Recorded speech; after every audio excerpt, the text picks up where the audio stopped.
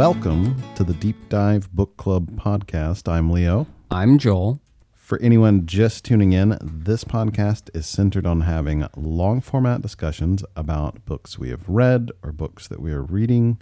We dive into both fiction and nonfiction books. The only thing better than reading a good book is having great discussions about it, and we want to include you in the conversation. deepdivebookclub@gmail.com, Patreon/deepdivebookclub, X @deepdivebc, Instagram Deep Dive Book Club, YouTube Deep Dive Book Pod. I think those are all the socials that we are on. So if you would like to comment on anything or join our discussion, we would love to read your comments on air. So today we are talking about Project Hail Mary by Andy Weir.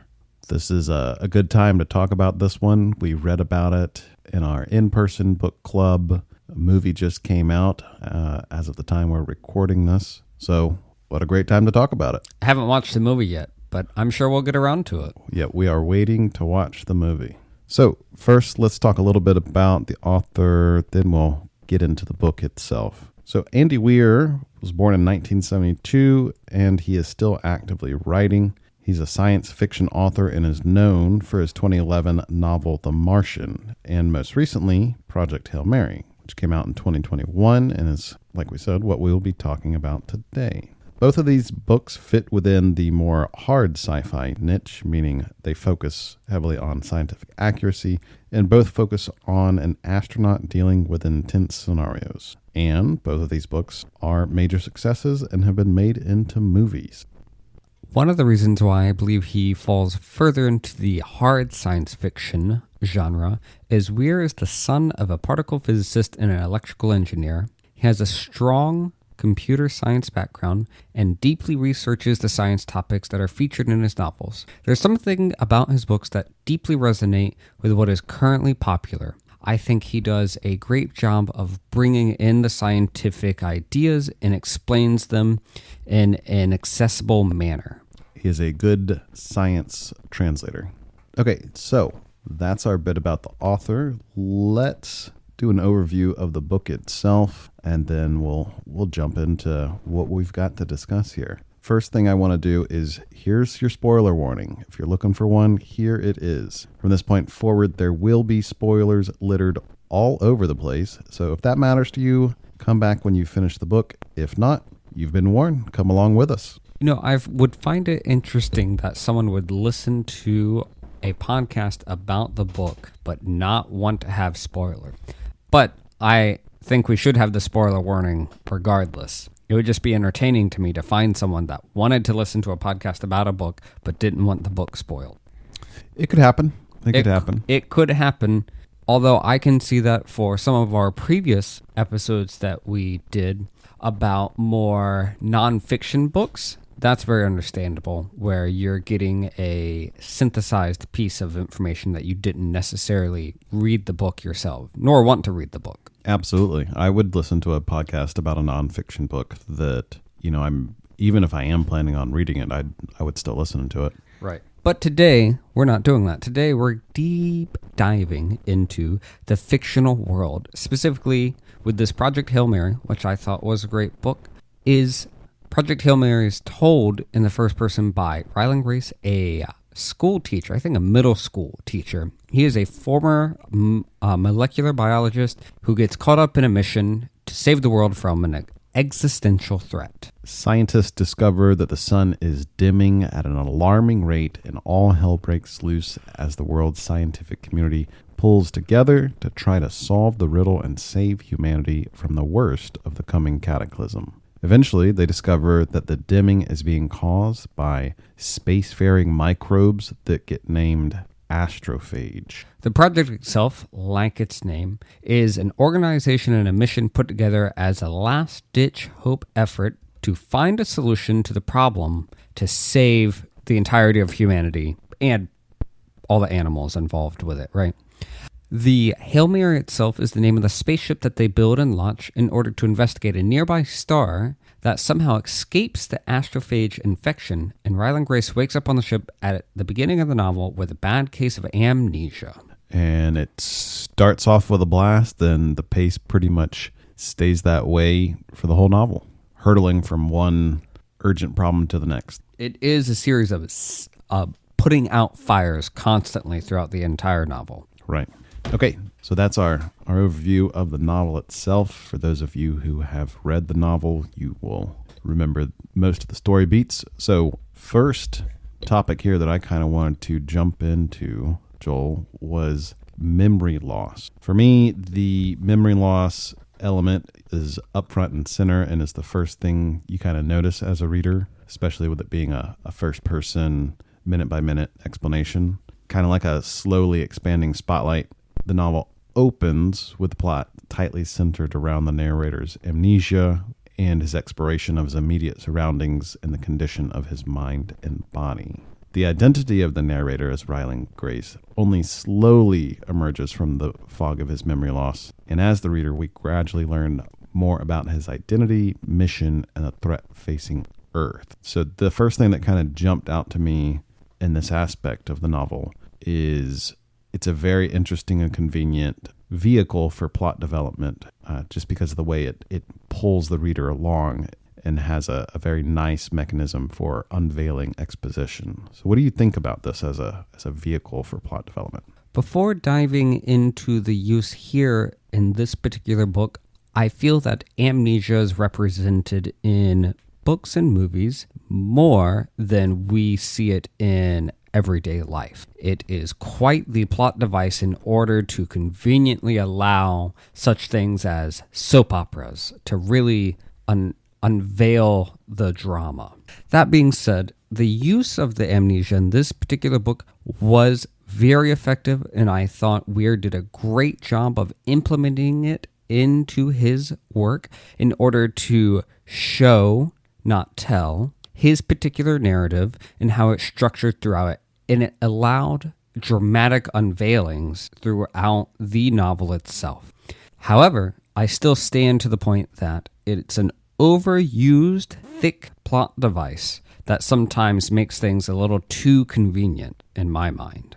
And for those of you who have read the book, you know that there is a very nicely tied together bow on top of the amnesia problem that eventually gets explained within the context of the plot and story itself. Very intricately woven, but you are correct. I agree with you that it's an overused plot device.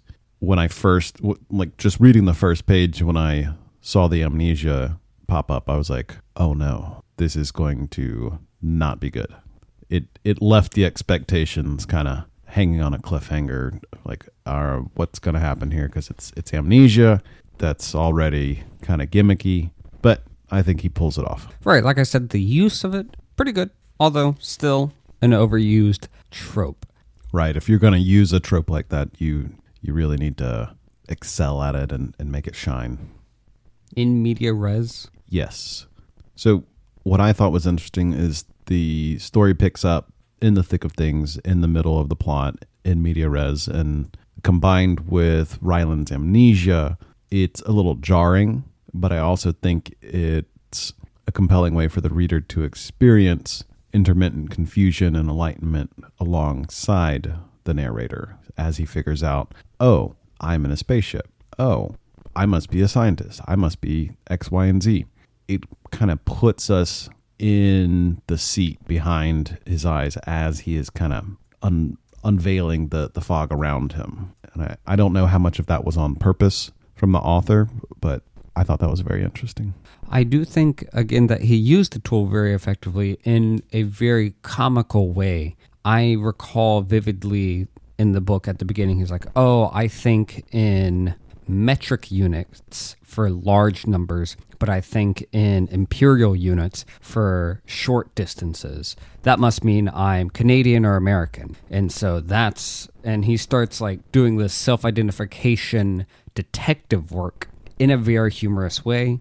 And in addition to that humor, the book continues those humorous beats by having a relatively dumb medical computer taking care of him, and he makes fun of the computer and has very humorous moments at that time. I want to take a little digression here for something that I learned about actually just yesterday, and I want to dive into it a little bit more when I have time, but I think it's relevant here. So, and reading an introduction essay for a completely different book, I read about an academic named Seymour Chapman who has some thoughts on points of view and three different ways that points of view can be used in a novel. He says there's the perceptual point of view, the conceptual point of view, and the interest point of view. And perceptual point of view is just what it sounds like. It indicates the actual perceptions of a character, what they are seeing, what they're touching, what they're feeling, just what's coming in through their senses. Conceptual point of view relates to how facts are strained through a character's way of thinking or his or her ideology. But the third sense, interest point of view, positions the audience to care about the character's outcome, profit, welfare, often described as a transferred or metaphorical sense of sharing the character's point of view. And I think now that I've read these ideas on points of view, it fits very well onto what's happening in the story. Because as the reader, the way the book is written, the way the beats are unveiled, it makes it very easy to identify with the narrator, to see the situations happening to him from his point of view. And it also sets us up to care a lot about what he's interested in and his emotional, mental feelings. He does do a good job of writing the character in a way that you can easily relate to him, and that's a good collection of explanations for this particular trope. And I can see that. I can see how it makes the reader start connecting with the narrator very quickly in a rapid succession in a humorous and amicable way. Yeah. There's I went and found a bad review. I know you normally do the good reviews and bad reviews. I've found one that I added in to our outline here that I want to bring up that touches on this specifically. I think it'll be good to talk about.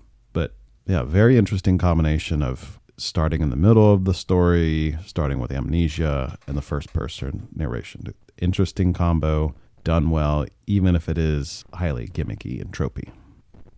And then one thing that we kind of talked about as we were reading the book, and I want to see if looking back, if you can remember thinking about any theories at the time about what may have caused his amnesia. Nope, I didn't necessarily stop and think about, oh my gosh, what happened to make the amnesia, because there was too much unknown to even insert a detective thought train to continue down that line. For me, the fact that he woke up in a medical bay with two other bodies, two astronauts that didn't make it, and some of the info about the medical situation and what was going on, I was strongly suspicious that it was just the space travel itself and the imperfect medical situation that caused him to have amnesia. You know, he's lucky to have survived at all when there's two other dead astronauts next to him. So he's got some sort of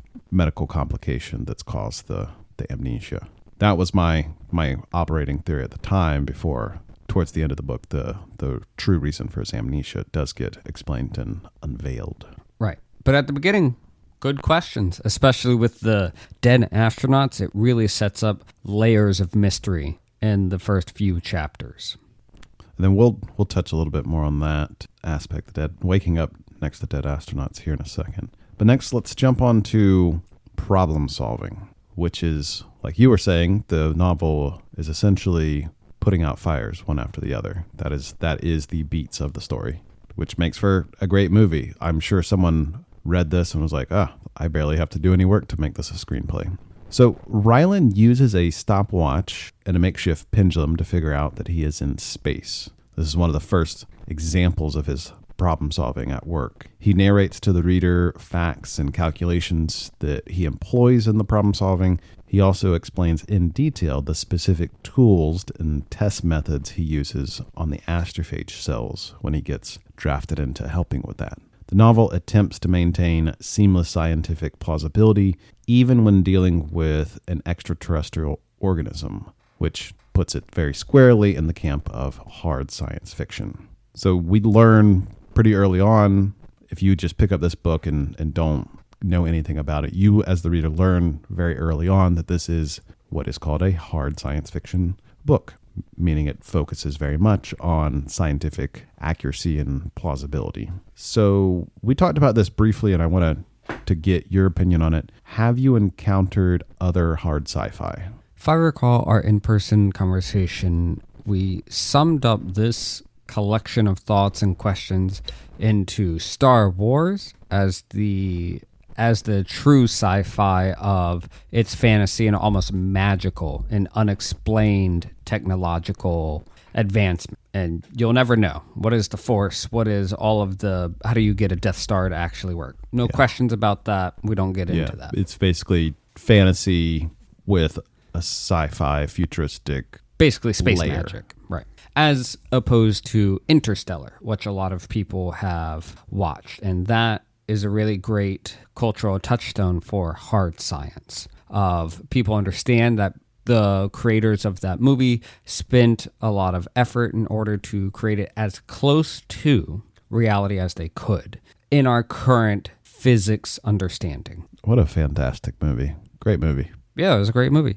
And with that, the easiest other connection to this particular book is The Martian, since it is written by the same author. And he also tried to do a good job of bringing in realistic science-connected solutions, problems, and everything else. Right. He did extensive research. And throughout this, the beginning really sets it up for that narrative of the narrator. The main character is going to explain why he's doing what he's doing to the best of his ability, as though he were explaining it to younger kids. And then later in the book, we realize that he was a middle school teacher, and that is like these overall tropes of explaining exactly why the character does what he does, which is, I don't want to use the word convenient too much here, but it does set it up nicely. He does do a great job of, the reason why he is explaining this or his thoughts are like this is because he's a science teacher at a school. Right. He can explain things simply because he has to do that for his job. He knows about xenobiology because doing his PhD, that's the research he did. And he has encyclopedic levels of knowledge of random facts. Right. Which again is like, oh, well, you have to know these kinds of things when you're a science teacher. That was the explanation that he gives on the page for why he has all these random tidbits of knowledge. That stretches the plausibility a little bit there, but you wouldn't have a story otherwise. So, hey, it is what it is. So between that spectrum, those two poles on the spectrum of sci-fi, where it's space magic versus Interstellar, focus on as much scientific accuracy as possible, do you find yourself maybe preferring one or the other or having different feelings about one or the other? I enjoy both. Since I have a science background, I do like the hard science where it connects things. Sometimes, though, when it slips a little too far into that fantasy realm, but I was set up in a structure of hard sci-fi, then it grinds against my knowledge of, well, I don't think you could make it work that way because of the background that you had there. So if you start in the hard science, I guess for me, you have to stay in the hard science. And it's easy to slip into that soft science, if that makes sense. It's easy to throw in space magic, you mean? Right. And for a novel-length work, for something as complex as a space mission to another star that involves many different fields of study and expertise, you're saying it breaks the plausibility line for you. I'm saying it's easy to break into that. Like there's examples in there from the scientific instrumentation that doesn't sound like it would work. And also, I'd like you to explain that to the listeners, because this was a good point you brought up when we were talking about this part of the book, the instrumentation and the gravity. Please explain that. So I can't fully remember all of those sections as when we talked about it in the in-person little book club. Primer for you was that the ship has a gravity mode where you can activate the gravity. Centrifuge, yeah. And the scientific instruments, some of the ones that are on board or ones that you've actually worked with in labs, they wouldn't work the way that you would want them to work out in space with the vibrations and the issues that would be brought up by using them in space.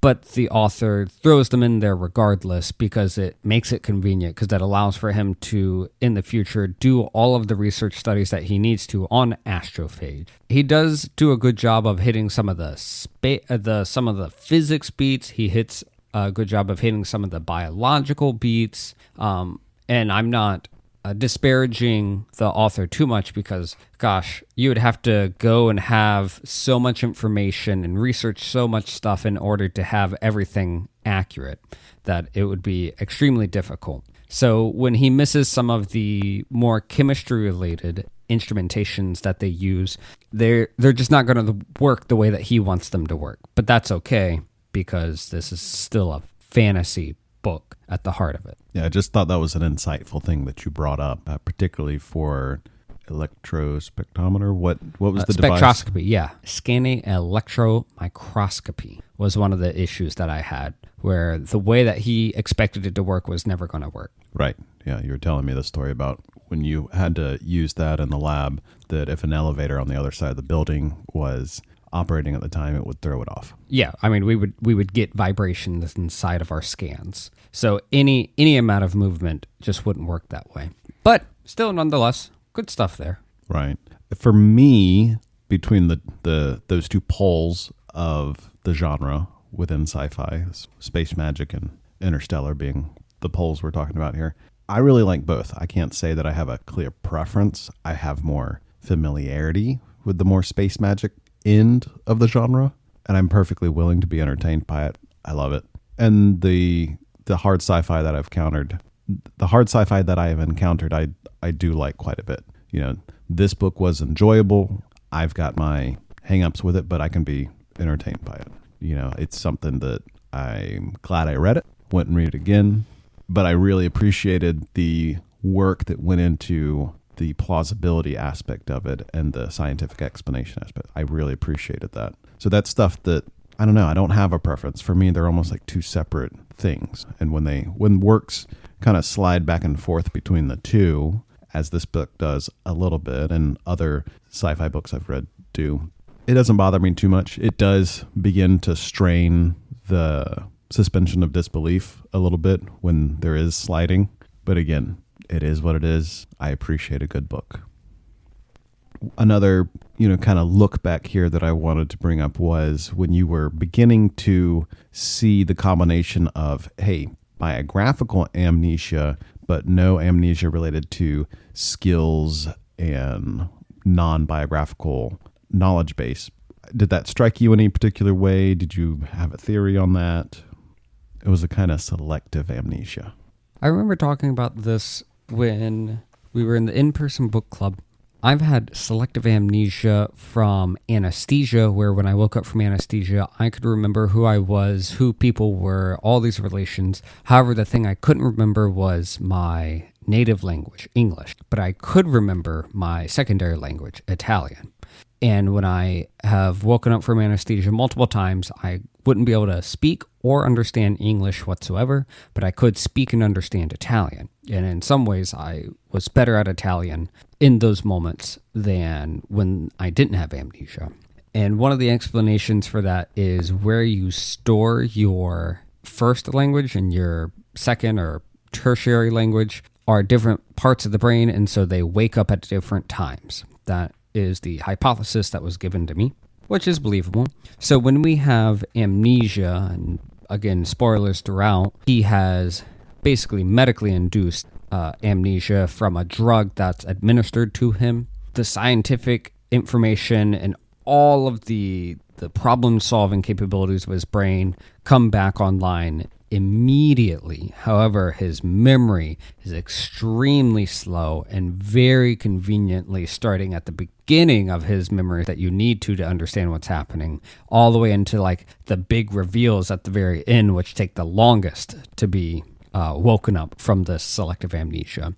And I would say that is also stretching like a gooey mozzarella stick, breaking the threads of that cheese of plausibility. Yeah, I would agree. It's very, very convenient that the amnesia resolves itself drip by drip, and we get flashbacks interspersed throughout the story that gives us, oh, here's some explanation, here's some necessary background for the current situation that we, the reader, and the protagonist get at the convenient time for it to be useful. And also, conveniently for the flow of the arcs of a novel story, the bigger and more intense memory reveals happen towards the end of the story. All very convenient. Right. And going forward again, I'm going to try to avoid using this phrase too much, but too convenient. Don't get me wrong, I liked the book, and we'll get into our full feelings about the book. Too convenient is going to be my critique at the end of this. Fair enough. Okay, let's go back to those dead scientists and talk about that. Like we said, Rylan wakes up. He's got dead astronauts next to him, his fellow scientists. He wakes up with wires all over his body, tubes in him, and on top of it all, a robot voice squawking at him. He's immediately confronted by the fog of amnesia. Not only is he waking up somewhere unfamiliar, but he's unfamiliar to himself. And he's got these two dead bodies next to him with no explanation whatsoever readily available.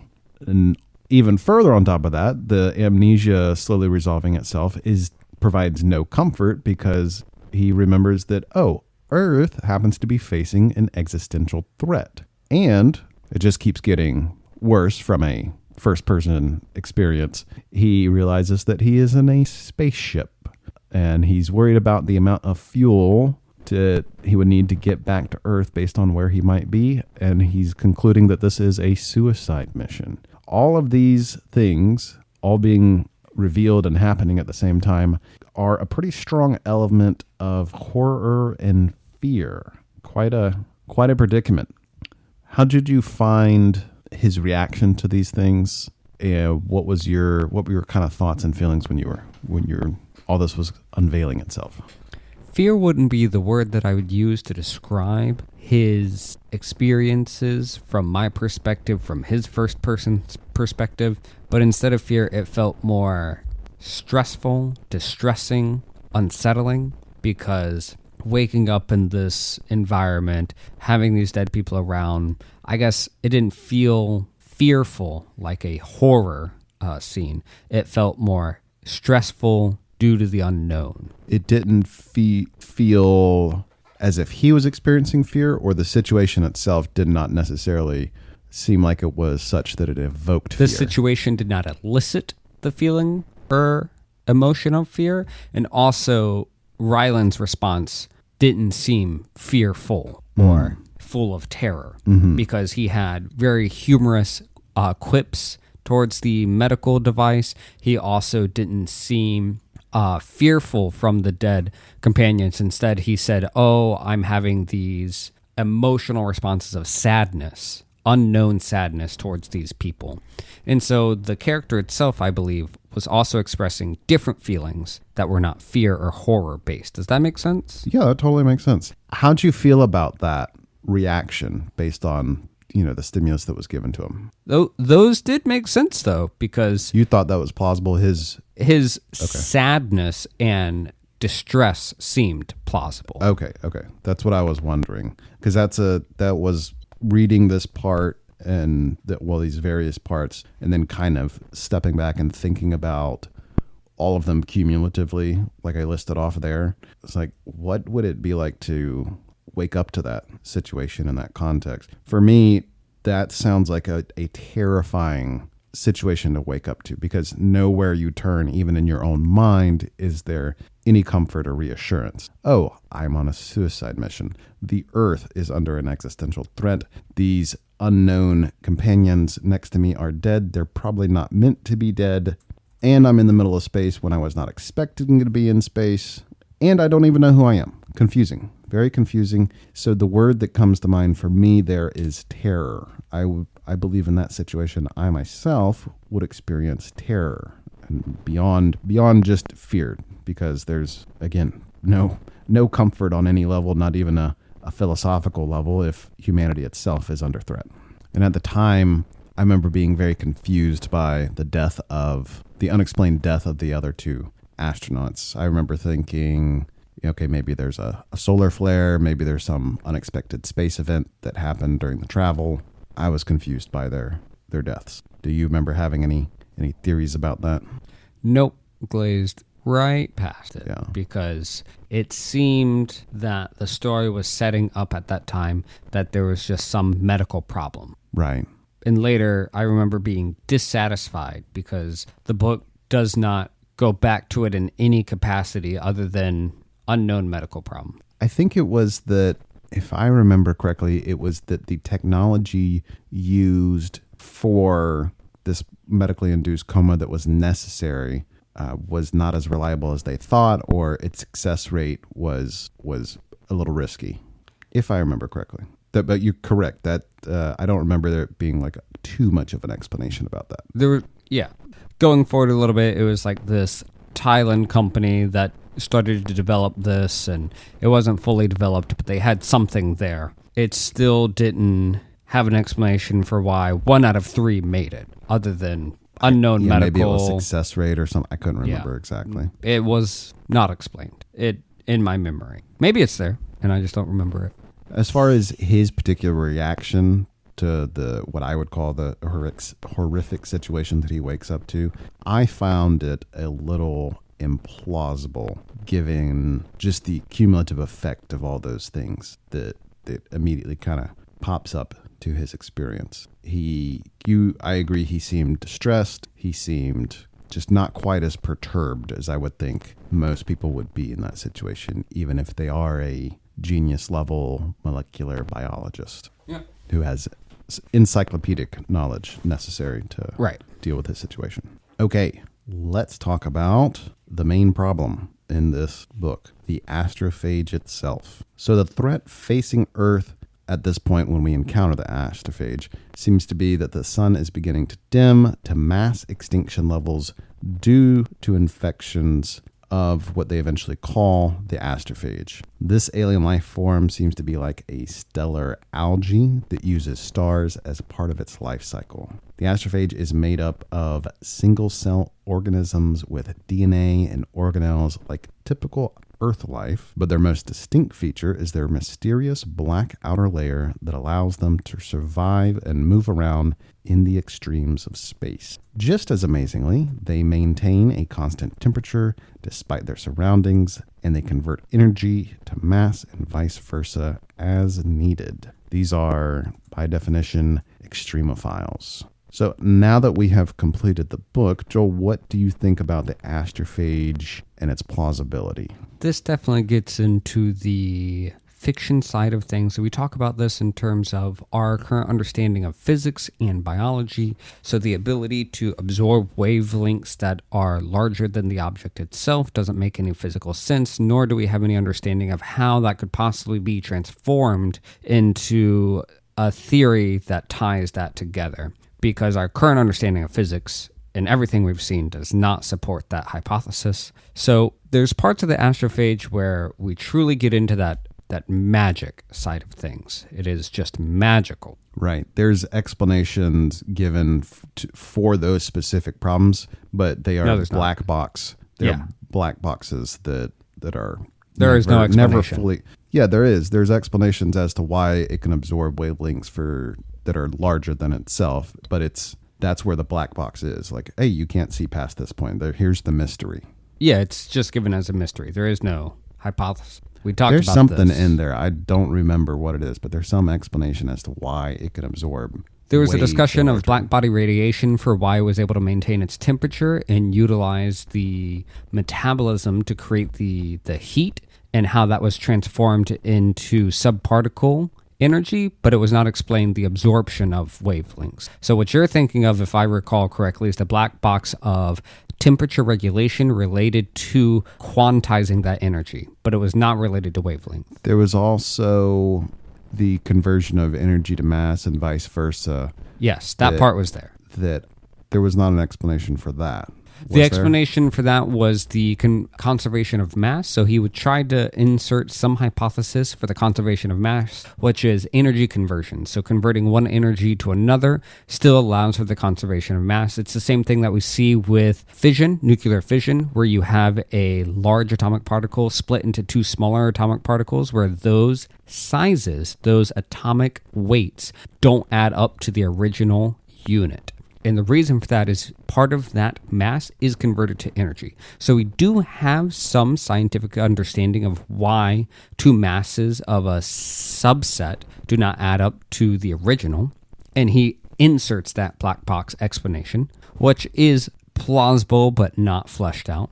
And the process of the astrophage thermoregulating itself, was that also its propulsion? Because it was using a very specific infrared frequency. Right.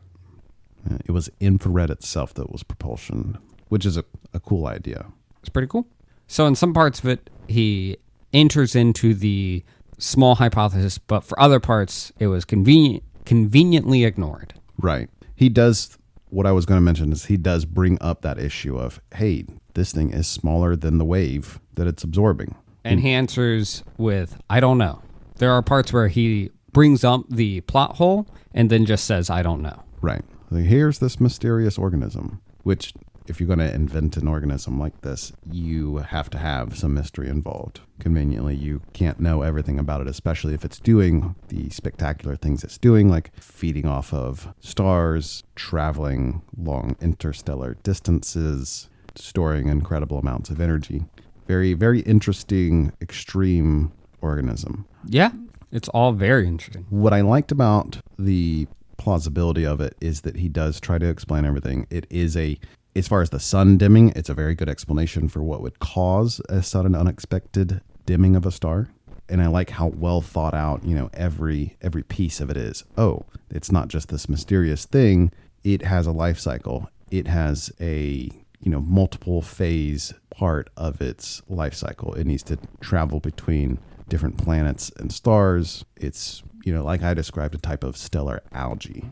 He does do a pretty good job, I think, of hitting the biological beats, especially understanding the life cycle system when he inserts the scientific explanations for how he figures out their multiplication or their reproductive system. He does a great job. Don't mean to jump too far forward into our narrative here, pulling all of... Now, yeah, we'll talk about astrophage more here and there, but we can talk about whatever and in whatever order. But pulling that back is... It's all good. I don't mean to, again, harp on him too much, because at some point, he's not writing a scientific textbook. He's writing a novel. And so you need things to be convenient enough to keep the plot going at a reasonable length. So when they figure out astrophage is the cause of this, and they put the character Eva Stratt in charge of the task force, which gets called the Petrova Task Force for the name of the phenomenon that gets discovered that eventually turns out to be astrophage. What did you think of Earth's collective reaction by putting her in charge? And she's almost in charge of the whole world. It seems reasonable. I recall a similar plot beat being hit in Watchmen, where... what's that? Mr. Manhattan or something? Dr. Manhattan. Yeah. Dr. Manhattan has a, philosophical reasoning where he attacks Earth and then removes himself to go live on a planet or something like that. I forget the exact details. But his conclusion was, well, the only way to stop humans from killing other humans is to give them an external threat. And that's what he does as like a self-sacrificing individual to keep humanity from hurting itself further. And in that regard, we see this postulate pulled up for a question of how we can have world peace and things like that is an external threat. So if we did have an alien threat, would humanity come together and actually bind together? Maybe. It's possible. I think Reagan said something very similar. It's also been said that, hey, space exploration itself can have this sort of unifying function. Spoiler for another book, Ursula Le Guin's The Lathe of Heaven, fantastic little novella that's also sci-fi fantasy. Someone has the ability to kind of change reality with the combination of their dreams in this particular machine, and they come up with a way to stop all wars and stop everything. And it is tweaking reality so that there is a alien invasion happening. So that is definitely a thought that occurs over and over again. Alien invasion, existential threat is very unifying. You know, if you and me are squabbling or fighting about something and then an armed robber bursts into the door, we're immediately unified and allied to solve the existential problem first. Right. We're on the same side until the external threat's removed. Then we can go back to squabbling, which seems to be what is happening on Earth. When we were talking about this with our other book club members, there was a lot of discussion on this doesn't seem plausible. The squabbling seems like it would just not stop no matter what. You know, how in the world could Russia and China and the US and in the EU all get along enough to get this done? For me, this makes sense. For me, I can see how, well, our squabbles will get paused so that we can save the Earth so we can go back to squabbling over it. I remember specifically several people having the opinion that even an external threat like this would not be enough to bind together humanity and the governments to agree to work with each other. Yeah. So it makes sense to me. And power being concentrated into one person or one organization also makes sense. If something like this were to happen in our timeline, in our world, I can see the UN suddenly gaining a lot more authority and control. I think it would be necessary in order to accomplish anything because we would need to combine our efforts to work together. I think we also saw a similar plot beat in Interstellar, I think, where China was secretly like manufacturing the rockets and then America went to China and they worked together at the time, even though they were enemies because they had that. Or was it? No, maybe that was The Martian. Actually, I think it was The Martian, the Chinese rockets. Anyways, another space Right. I never watched The Martian or read the book. Having read Project Hail Mary, I might go back and read The Martian. Both good. All right. Well, next up, let's talk about time dilation. You want to take a quick break? I was about to say let's take a quick break and then do time dilation. All right. We will experience our own time dilation here in the podcast because we're going to take a break, but you will experience it as us coming right back. Do.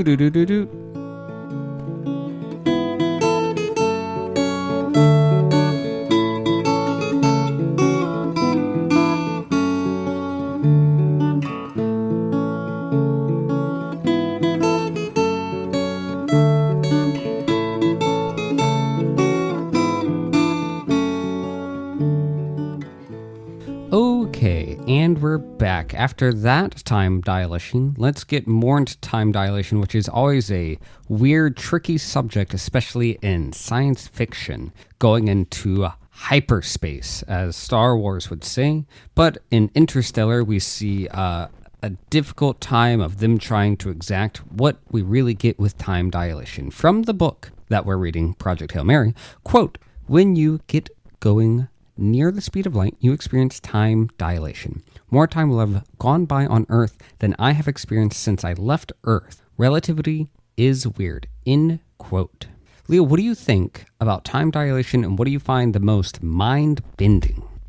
It is hard to conceptualize experiencing different rates of time if I were on a spaceship compared to someone who is on the surface of Earth. I can't bridge those two conceptually. I can't put myself in that mindset of what that would be like to go on a interstellar trip at a fast enough speed to come back and be younger than people I used to be the same age as. That would be difficult, and I don't think we have a proper human perspective able to capture that idea because we have never had to deal with that, right? Our entire evolution, we've never had to deal with time dilation whatsoever.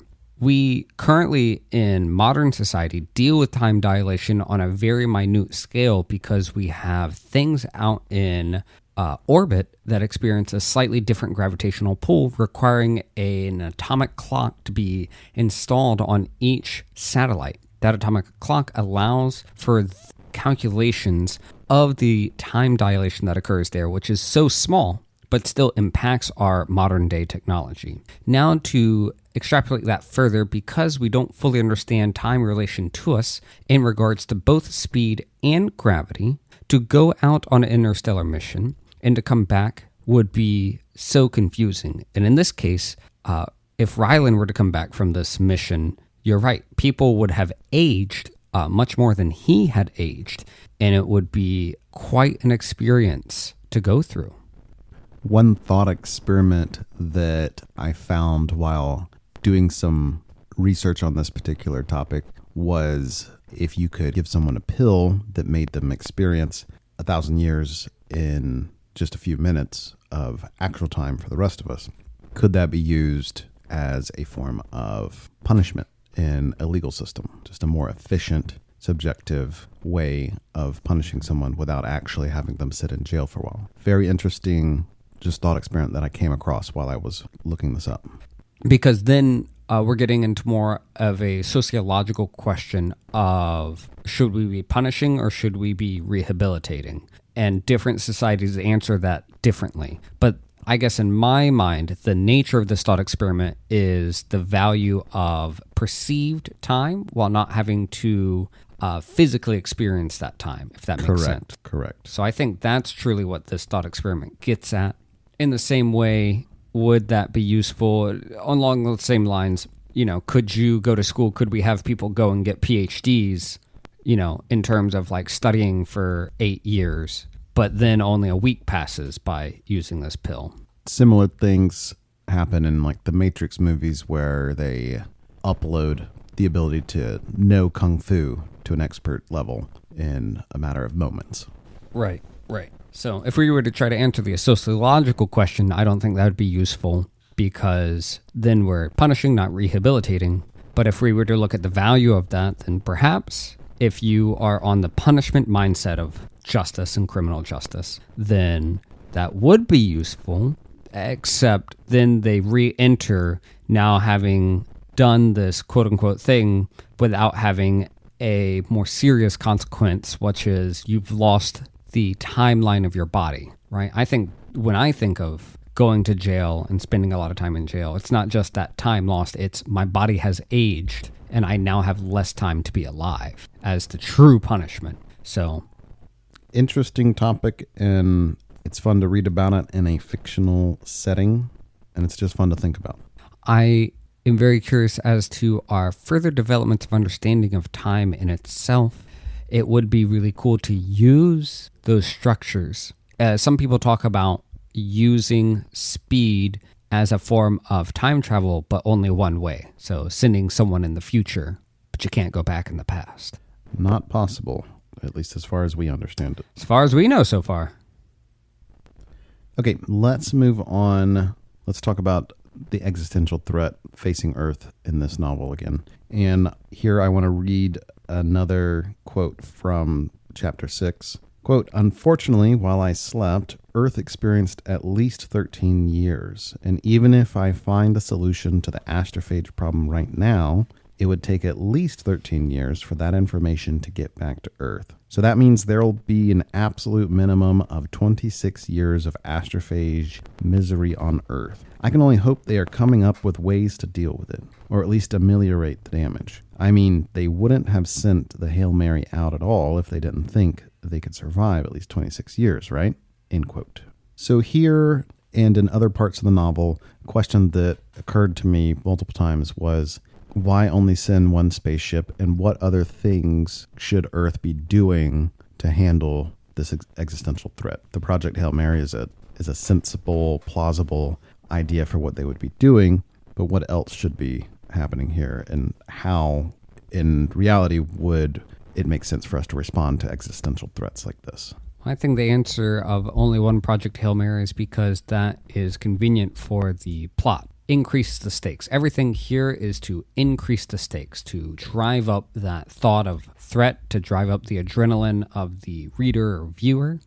Because if there are less consequences or less responsibility, then it's less on the edge of your seat drama, less intensity. If I remember correctly, part of the explanation as to why there was only one Project Hail Mary ship being sent out is because they could not manufacture an additional one with enough time to spare. They did things like create as large of a scale of astrophage breeding facilities as possible to use as fuel for the ship and they converted a huge swath of the Sahara Desert to a solar field to charge the astrophage that disrupted climate and did all kinds of things. They did multiple things to kind of stave off the worst of the 26-year period as it's progressively getting worse.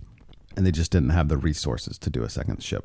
Yeah, that part, when we were reading, it didn't make sense to me because the plot, limiter there was to say they didn't have enough to manufacture astrophage. Because there's no reason that they could manufacture a spaceship, but not a second one. And so the argument was, well, they can't manufacture enough astrophage. But then at the same time, the main limiting factor was the life cycle for astrophage to double, which I think was 14 days or something.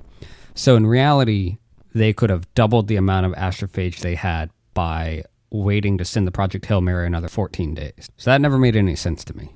Right. That was a plot explanation that was a little weak and strained the plausibility for me. It was a explanation and then a move on. Right. Again, getting into that, and I'm not trying to be a negative Nelly here, but getting into that, stretching into the fiction side of it, which is fine. It's totally fine. Just saying. In my mind, whole. and this doesn't get addressed, and it's something that's a blank space that the reader can fill in however they want, because Ryland, spoiler, does not get back to Earth, and so he doesn't know what Earth does at any period of time past when he leaves, and it's been 13 years by the time he's woken up, and towards the very end, it's been even longer. I think a charitable reading here is for the person, the reader, to insert their worst fears and nightmares onto what's happening on Earth, because we don't get an explicit explanation of that. There are small kind of mirrors and foreshadowing of what could happen, or as soon as they leave, as soon as Strahd finishes the project and she loses her power, she's talking about all the bad things that aren't going to happen, or the fight for food and how everything's going to break down and there's going to be war. And so there's a lot of foreshadowing of what could happen, but then it's never talked about again. I think just to be that void to which you could paint your nightmare on. That's the most charitable reading I could give it. My thinking for what could be happening on Earth in a situation like this after Project Hail Mary launches is for them to go ahead and just build another ship, start the process of building another ship and launching another ship, even if there's significantly reduced chances of success or success in time, because what else are you going to do if there's an existential threat at the doorstep? Right, and you already have all of the fabrication systems set in place to make them. And from a psychological standpoint, for the people and countries of Earth, keep them busy, focused on something productive to minimize the terror and threat that's coming. Right. But the uncharitable reading I could give this is Weir, as an author, doesn't seem to explore heavy scenes of multiple different activities and events happening at the same time. In the same way, I hear some critiques of Bilbo Baggins very conveniently gets knocked out right before the scene of the big battle. And one of the critiques of that is so that J.R.R. Tolkien didn't have to write a huge battle scene, which I don't think is accurate. But that is what I would see here if we wanted to have an uncharitable reading, is Weir really dials into a few characters, and no characters really change or have a character development other than two characters in this capacity. And it's such a small and controlled little box that you don't have to worry about integrating that into other systems or make it a more holistic viewpoint, that I think Dostoevsky is a great example of, where you see the macro and the micro changes and a lot of character development happen. But that's a huge book and a dense and somewhat difficult book at times. So that would be the uncharitable reading, is that he just focuses on a fun, quick, witty pre-movie script type book. Not saying that that's accurate, but that would be the uncharitable. That's something that I've heard described over and over again about this book, is that it is so easy to read. It just easy to digest, easy to chew through, a very easy read. Not a bad read, just easy. Right. But that being said, we could expound upon what are the possibilities, and this is almost like an endless thought experiment of what should humanity do if they were in this situation. And this naturally led me to the additional thought experiment of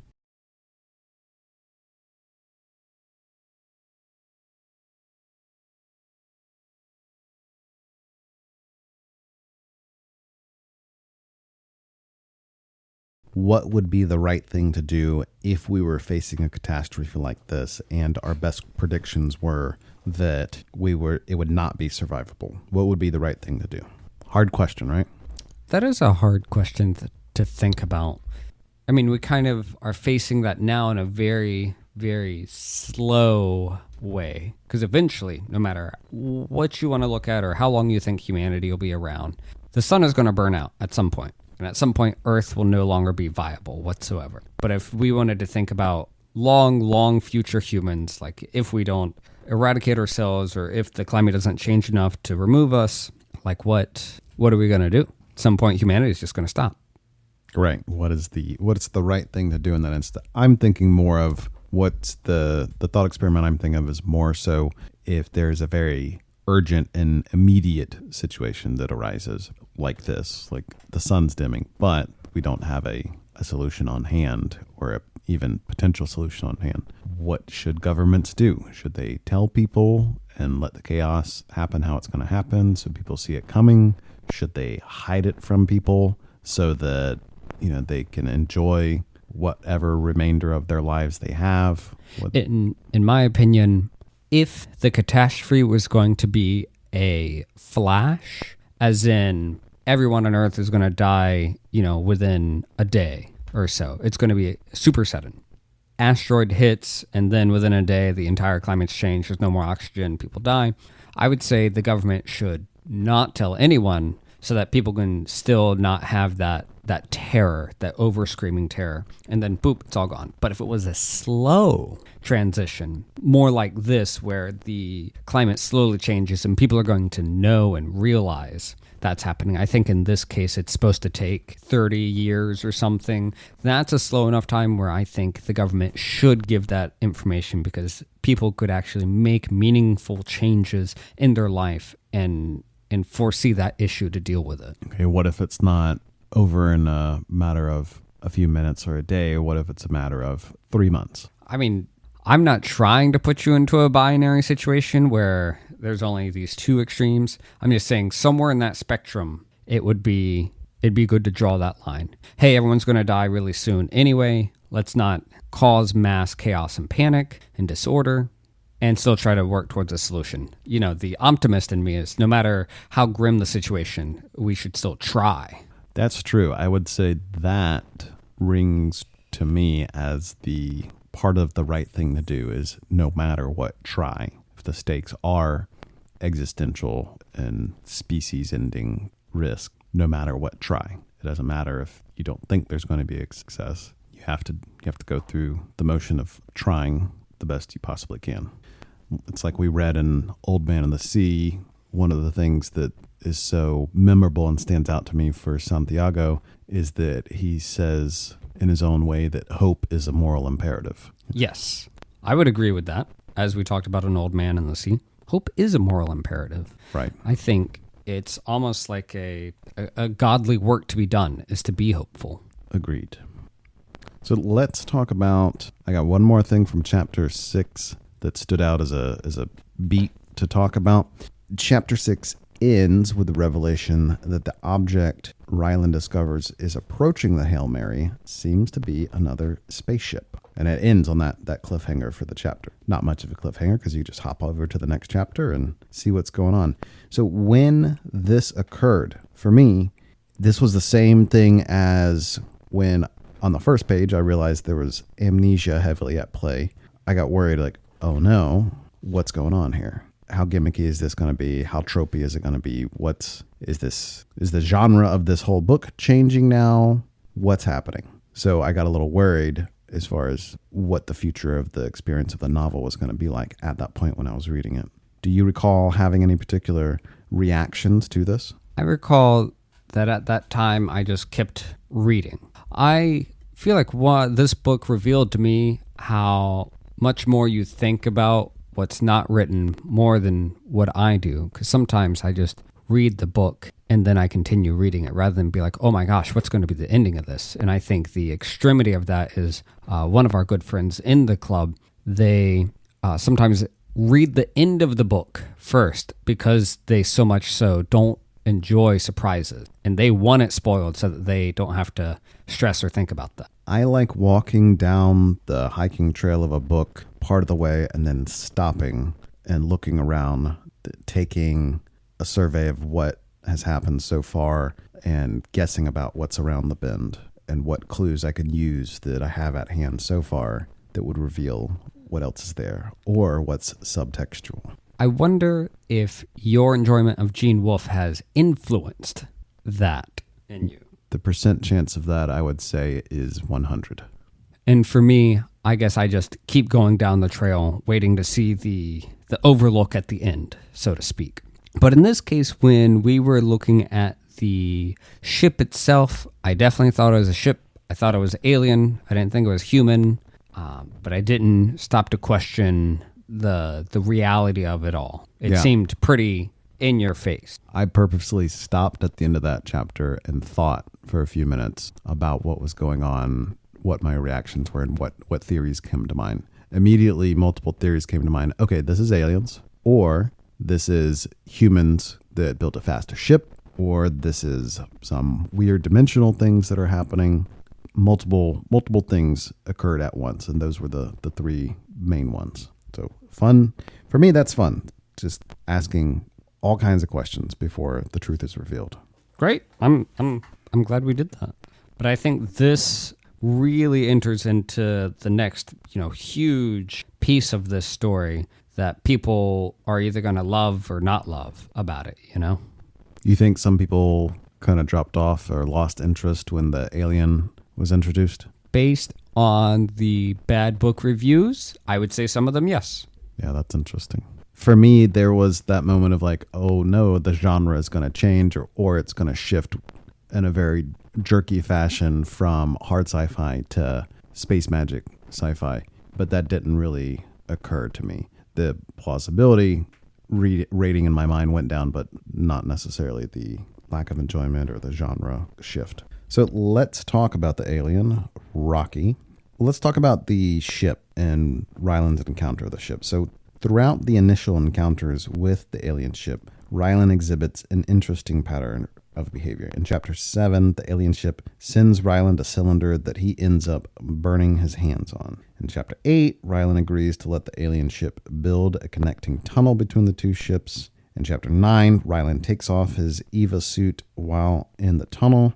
And in Chapter 10, he burns his bare hands on the wall of hexes the alien constructed in the tunnel. For me, this series of kind of blundering actions hurt my brain a little bit because this is a supposed genius who is on a mission to save Earth, and here's aliens out of nowhere. You would think, since he is the only person alive on this ship and he is the only chance for humanity's salvation, he would be a little bit more cautious. This part bothered me. So going back to the book, and I think he seemed to like give a throwaway line on that, thinking about humanity and whatnot, but he brings up again and again how exciting this is, and if he wasn't on a suicide mission, how this would be the greatest discovery for humanity, and he is so interested in getting all that information.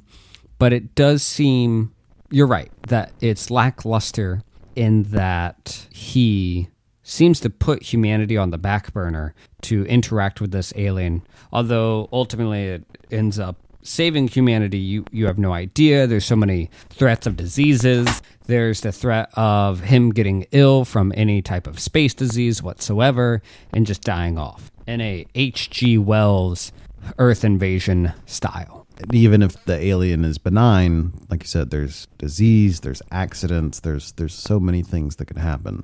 And then boop, the main hope for humanity is gone. Right, and you're talking about two spaceships built on completely different planets and environments, docking them together, and any sort of intercourse there just is so fraught with peril. Still fun, but I think a lot of people connect to that because of the way that he writes the alien Rocky. Yes. he does end up naming the alien Rocky. So let's talk about him. Ryland describes the alien as, quote, a big-ass spider, and names him Rocky and his species as Iridians. We learn that Rocky sees with sound, communicates in a whale song-like way, has a mineral-like exterior, and seemingly a photographic memory. We also get a detailed description of how his physiology works, how he sleeps, moves around, eats. In Chapter 15, we learn that, quote, Rocky is older than the United States, who was born around the same time as George Washington, end quote. So here's part of the book that I probably like the most, which is the alien biology itself. I like its plausibility. I really appreciate how thoroughly thought out the alien is and how his body and environment and civilization work. Just the level of detail to which this was thought out and interwoven was nice for me. I really liked it. For me, I did enjoy Rocky as a character. It did seem interesting, the way that he names stuff, Rocky, the Iridians, all that is given in a really humorous way where he's like, oh, well, I'm the first one that discovered it, and I'm just going to name it this, blah, blah, blah. And it's all pretty hunky-dory, and it's pretty exciting, and I think inside of there's some minute cliffhangers where like you see the little hand, and then I think it's the end of the chapter or the end of the paragraph or whatever, and there's like small little things like stringing you along. But it is exciting. I remember being excited for that part. After they make the first contact, it's like describing the interactions, and then you get to the biology and the culture of everything. Very, very interesting. What do you think about the way that he learned to communicate with Rocky? Where he created a small little program, he had 2 laptops going, and Rocky would make a noise, and he would have a translation program running and spreadsheets up and running. This, to me, was the most broken part of the book for plausibility, only because within a few weeks, he begins to understand the alien language so much so that he more or less becomes almost fluent.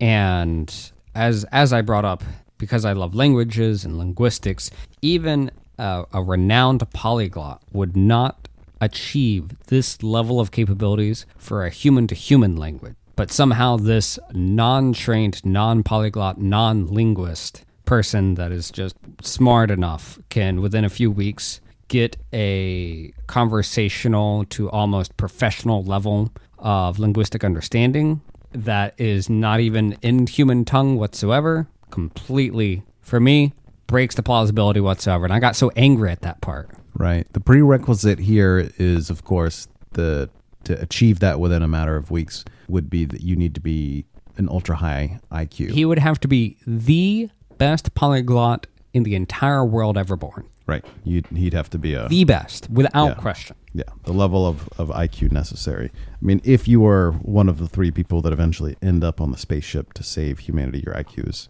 going to be one of the highest. But I agree. The plausibility there is stretched rather thin. But that's okay, because Weir did not come from a linguistics background. He did not come from a linguistics family. His parents were not linguists whatsoever. His parents were closer to the science and engineering side. And that is also his background of computer science and everything else. I also really like, as we get to know Rocky and the Iridians and the larger kind of theories that weave all the different parts of the story together, the idea that gets brought up here, the panspermia idea that there's a common DNA ancestor for Earthlings and Iridians, that they come from a common ancestor, and astrophage or something like it could be one of the ways that DNA gets transported interstellar.